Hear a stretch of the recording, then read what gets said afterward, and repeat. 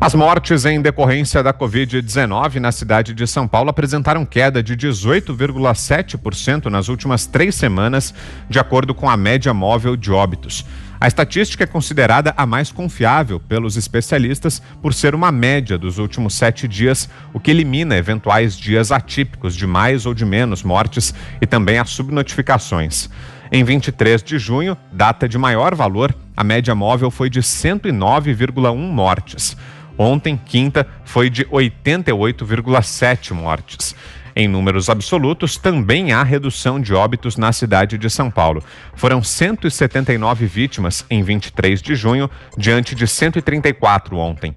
O platô que o estado experimenta agora é algo que a capital vivia mês passado. O prefeito de São Paulo, Bruno Covas, no entanto, parece não querer que a pandemia termine e a cidade volte ao normal tão logo. Nesta sexta-feira, anunciou que o tradicional Réveillon da Avenida Paulista, organizado pela prefeitura, está oficialmente cancelado. De acordo com Covas, o evento precisa ser pensado com pelo menos 3 meses de antecipação, envolve patrocínio, agenda de artistas, pacotes promocionais de hotéis, turismo, ou seja, que a economia seja movimentada. A virada cultural, outro evento bastante esperado pelos paulistanos, também terá apenas uma versão online. Assim que a gente começa então nossa conversa hoje, Augusto, quero ouvi-lo sobre essa decisão do prefeito Bruno Covas, apesar de os números mostrarem uma queda contínua de 3 semanas das mortes aqui em São Paulo. Ele optou pelo cancelamento da festa de Réveillon, Augusto. Em primeiro lugar, vamos registrar com entusiasmo, né? Sempre ressalvando que as mortes são trágicas sempre e provocam muito sofrimento, sobretudo entre parentes e amigos das vítimas e tal. Agora, você ter uma redução considerável e consistente como essa que vem sendo registrada em São Paulo, isso é uma boa notícia. E o brasileiro que se angustia há tantos meses aí com esse pesadelo sanitário tem o direito de saber disso e de sentir pelo menos alívio. Mas as autoridades paulistas parece que não querem isso. Não querem isso, e nem apareceu, nem foi ouvido aqui o nosso Dimas Covas, hein, que é o doutor Caveira ali, é uma coisa impressionante. Vem, dá uma notícia boa e te dá 3 ruins, mesmo que tenha que buscar nas ilhas do Pacífico, qualquer coisa parecida. Em São Paulo encontrou-se o caminho para a saída. Acabou a lenda urbana de que se abrisse teria que voltar em lockdown porque seria uma multiplicação exponencial dos casos confirmados e dos óbitos, e isso não aconteceu, felizmente. Vem caindo à medida que abre. Então é mais uma lenda que se vai. Mais uma bobagem que foi usada aí para assustar os brasileiros. Não está acontecendo. Não só na capital de São Paulo isso ocorre, como na maior parte do território paulista, quer dizer, à medida que avança a abertura econômica, os casos estão caindo. Nenhuma cidade tem a sua capacidade de leitos de UTI esgotada, nenhuma. Está tudo sob controle e isso ocorre também em outros estados. É claro que com gradações e variações. Em determinados lugares você tem alguma alta, mas está sob controle e São Paulo está pavimentando um caminho que é irreversível em direção à normalização da vida. Não tem nada de novo normal, não. Vida normal. Isso vai acontecendo e, claro, vamos enfrentando os casos que surgem, vamos protegendo os que pertencem mesmo ao grupo de risco, vamos cuidar dos doentes e vamos vencer. Mas essa briga, o mundo derrotou a gripe espanhola, foi muito pior. A letalidade desse vírus agora não é tão assustadora. Agora, sobre o carnaval, eu vejo com simpatia, eu gosto muito de carnaval e do Carnaval do Rio, do desfile das escolas de samba, eu já vi alguns, maravilhoso, é o maior espetáculo da terra. O Carnaval em São Paulo, esse promovido aí pelas autoridades, tem melhorado, mas nada como a festa popular espontânea.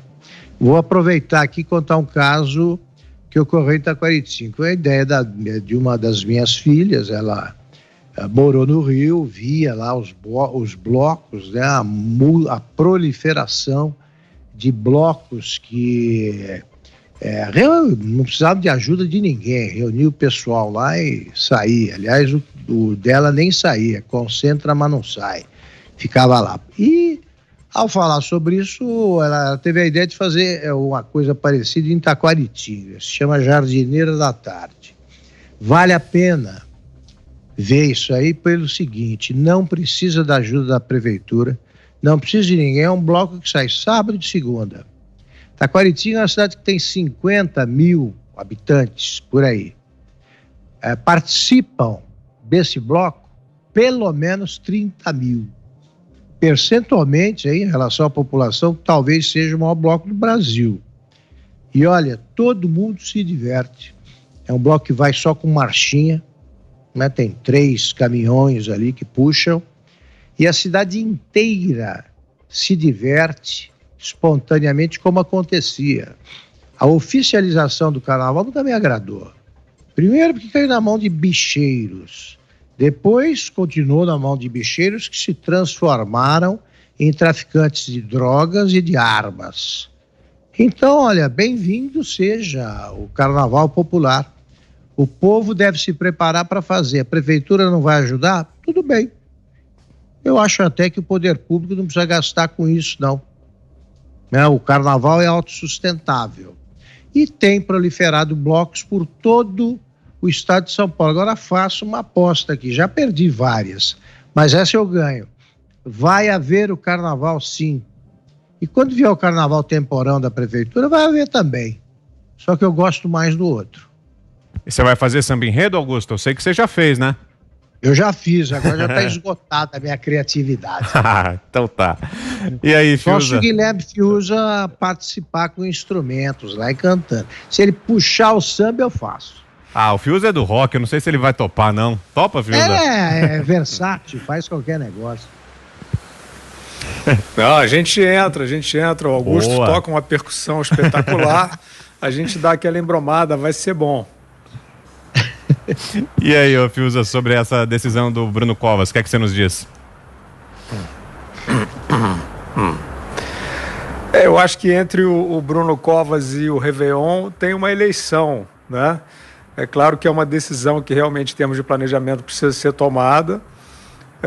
Agora, eu acho que a eleição vai dizer o que a população de São Paulo está achando do padrão de enfrentamento da epidemia pela prefeitura, né? E junto com o governo do estado. A prefeitura foi responsável por ações até agora que não tem como a gente dizer que foram corretas, né? Houve um rodízio de automóveis, por exemplo, que foi desastroso para o transporte público, né? Gerou aglomerações, que era justamente o oposto do que se desejava, né? Aliás, um ponto que eu acho que é pacífico, né, para todas as maneiras de observar a forma de enfrentar é a questão da aglomeração. Né? Quer dizer, a aglomeração de fato não pode ser boa, é muito arriscado, é muita gente junta, mesmo que todos que vão responsavelmente, com máscara, que não estejam no grupo de risco, que não estejam sintomáticos. Mesmo assim, a aglomeração é indefensável, então, e vai ser por um tempo, né, até terminar o ciclo. Agora, o Réveillon, quer dizer, evidentemente, ele está falando, por exemplo, da virada cultural, né? Não, a virada cultural vai ter uma versão online. Aí entra o que eu quero avaliar e que a população de São Paulo vai avaliar na eleição sobre o trabalho do Bruno Covas. Não vejo nada propositivo em relação à retomada de circulação. O lockdown foi uma experiência, está sendo ainda traumática no mundo todo, né? Provavelmente restará provado cientificamente que foi uma medida bruta, uma medida irracional. E um dos aspectos fundamentais para, justamente, você terminar com o ciclo e aí você voltar a ter as festas populares do jeito que elas eram, com aglomeração, sem essa preocupação e tal, é terminar o ciclo da epidemia. E para terminar o ciclo da epidemia, você precisa que a população circule. Nós aprendemos isso acompanhando, né, esse caso trágico do coronavírus. É preciso que os saudáveis sejam infectados, sem risco de vida, para que a imunidade, chamada imunidade de rebanho, tudo isso nós fomos aprendendo, estamos repetindo aqui, salve os vulneráveis, que têm, de fato, nesse percurso, que ficar isolados e protegidos. Essa equação não apareceu em nenhum momento na política pública do Bruno Covas. Ao contrário, nós vimos ele receitando compras de equipamentos para a morte, e ele receitou isso de uma maneira desnecessária e cruel com o estado de espírito da população, o que nos deixa a impressão de que ele queria justamente esse fim. Se ele não queria, conseguiu, né?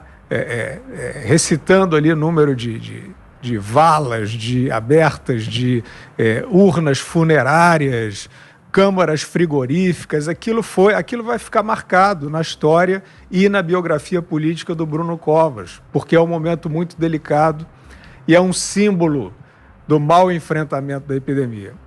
O Bruno Covas foi responsável também por ações draconianas, como mandar soldar porta de comércio, o que, de novo, com a revisão do que foi o lockdown,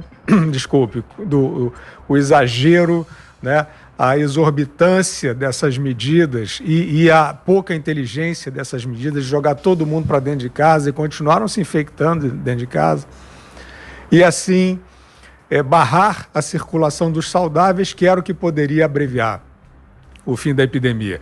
A cena de agentes públicos, a mando do prefeito, soldando portas do comércio, vai ficar para sempre, e você parecia que você estava na União Soviética, né?